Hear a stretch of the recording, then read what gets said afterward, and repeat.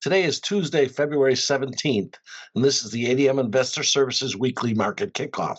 Please note that the views and opinions expressed here today are solely those of our guests and should not be construed as the views or opinions of ADM Investor Services or ADM.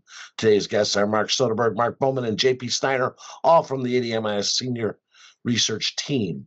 Starting with the grains this morning, Mark, do you think that Trump's visit to China will continue to be the main focus for the soybean market?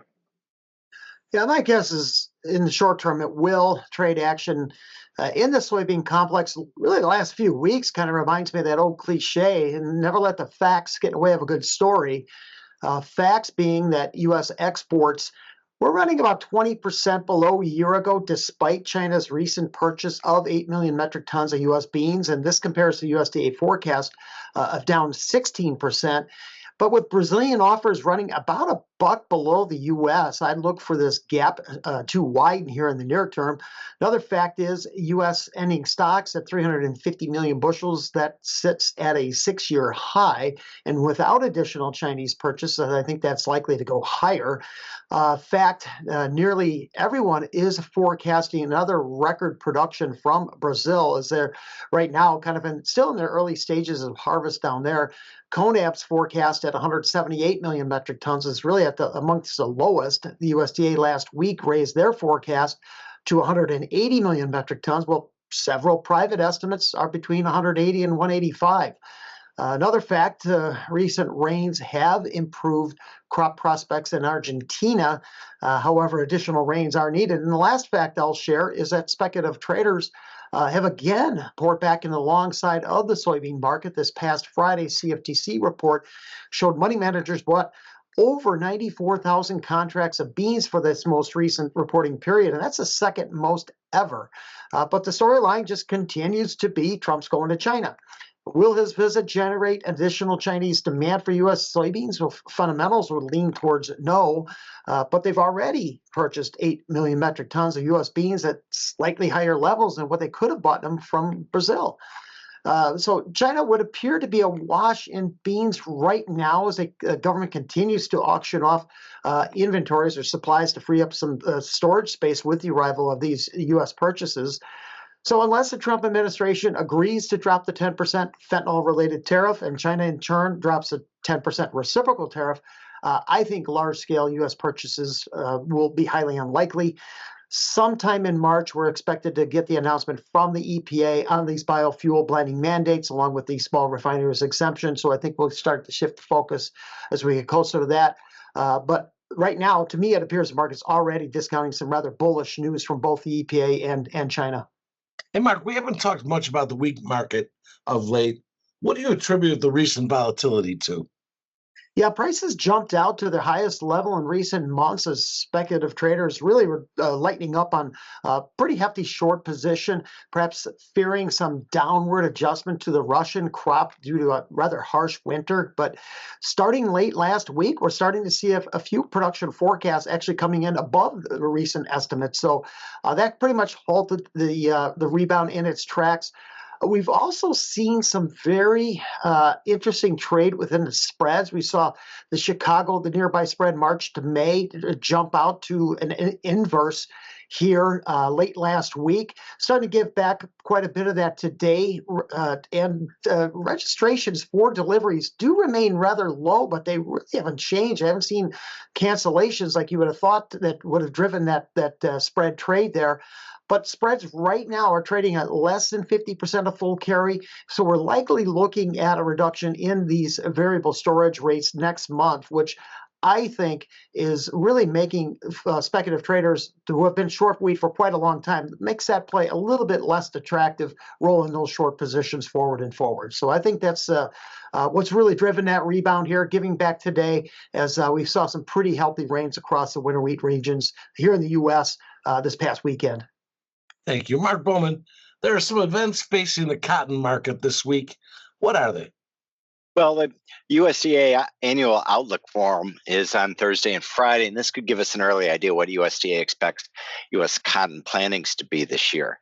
They already had in November their baseline projections, and they put planted area at 9.75 million acres, which would be up from 9.28 million last year. And then they, with a 7.8 million harvested and yield at 900 pounds per acre, they put production at 14.6 million bales. But given that prices have languished since November, we would not be surprised to see this week's plantings number come in a bit lower. Last year, plantings went from 10.8 million in November to the November baseline to 10.0 million at the Outlook Forum in February. After this number comes the prospective plantings number, which is at the end of March. And last year they dropped slightly from the 10 million in February down to 9.867 million. On top of this, we have weekly export sales this week. We've been seeing some improvement recently. The last 5 weeks have all been over 200,000 bales after being below there for 7 of the 8 previous weeks. Still, cumulative sales are still at the lowest in 11 years. And sales have reached 71% of the USDA forecast for the marketing year. Normally, they're around 87% for this point in the season. So we're running behind average as far as the pace, even with a lower number expected for this year. And Mark, could you touch on the natural gas for our viewers? Where's this market headed? So this morning, Tuesday morning, we approached but did not enter the gap from the open on January 30th. That was the day the market took off ahead of the extreme cold event. And we went from contract lows to a huge increase over the course of 3 or 4 days. And we've been consolidating since then, going back and forth. We've given it back most of those gains to the point where we're back into this gap. As they have been for at least a week, the 6 to 10 and 8 to 14 day forecast still showing warm weather dominating most of the U.S. now, where it's out through March 2nd. So this doesn't really give us much opportunity to draw down stocks. We don't expect heating demand to be that great. It's a little normal temps coming into the eastern seaboard and some below normal temperatures in the out west and the PNW and the far northern plains, but overall, just pretty mild. And so we don't really see a significant drawdown coming. Last week's EIA report showed storage had actually fallen below year-ago levels, 3.6% below. And that was the first time deficit to year ago since early January. But again, we don't expect this to last. U.S. gas storage running around gas output running around 106.3 billion cubic feet per day in January. That was what it was in January. It's back to 107.8 this month. So we've had a decent recovery, but still short of the record in November, 109.7. Flows to LNG plants, 18.5 billion cubic feet per day this month, which is a recovery from 17.8 in January, and right on par with a record in December. So these two factors, a slightly lower production, strong demand for LNG, may keep the market from testing the January lows. And we had that gap I've mentioned now comes in between 286.70 and 272.20 in the April gas. JP, did last week's labor and inflation data materially shift Fed expectations? Short answer, no. Last week's labor data was surprisingly strong. Non-farm payrolls figures showed the economy added 130,000 jobs in January, while also bringing some substantial revisions to last year's hiring numbers as well. As for January's numbers, strong hiring gains were also recorded in the mining and construction sector. That's a positive, as hiring has mainly been focused in the healthcare sector. Now, still, though, there was a lot of hiring concentrated in the healthcare sector in this report, which, of course, healthcare tends to hire regardless of economic conditions, and was the main driver of job growth last year. But the gains outside of healthcare certainly taken as a positive.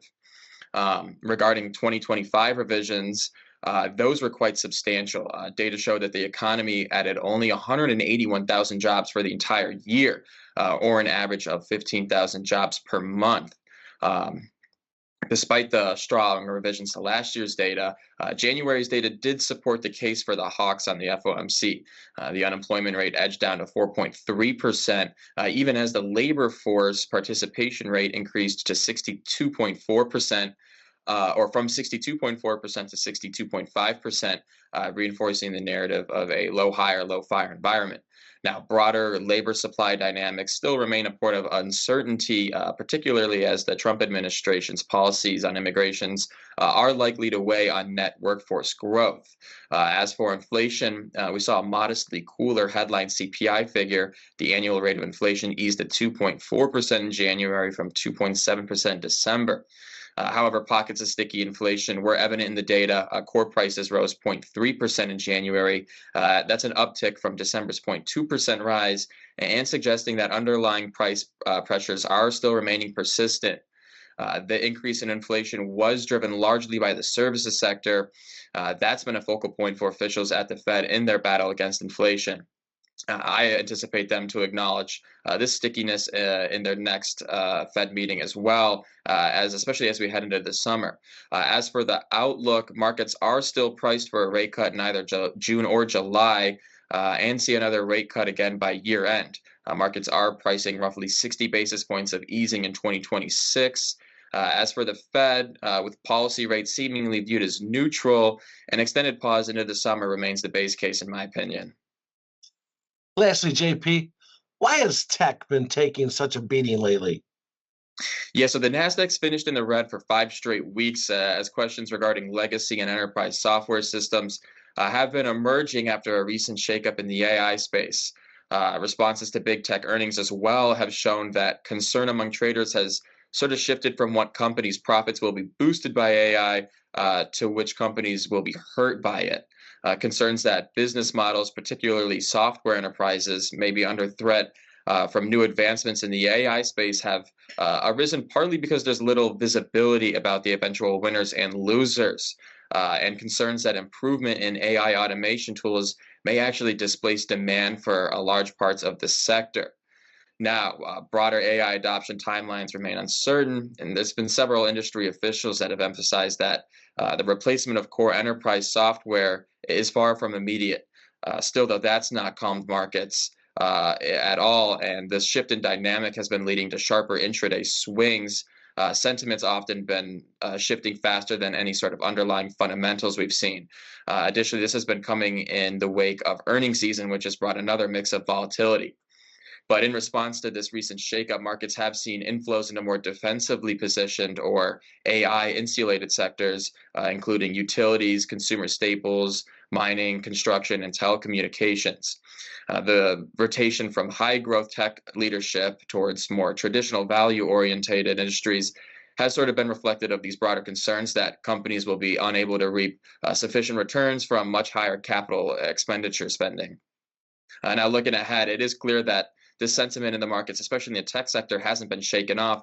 And quite honestly, I'm not too certain as to when tech could see a reprieve, given that we are in a new age of technology and traders certainly continue to shield their portfolios. So looking ahead, I would expect this moderate volatility to continue and more consumer staple sectors to see more benefits.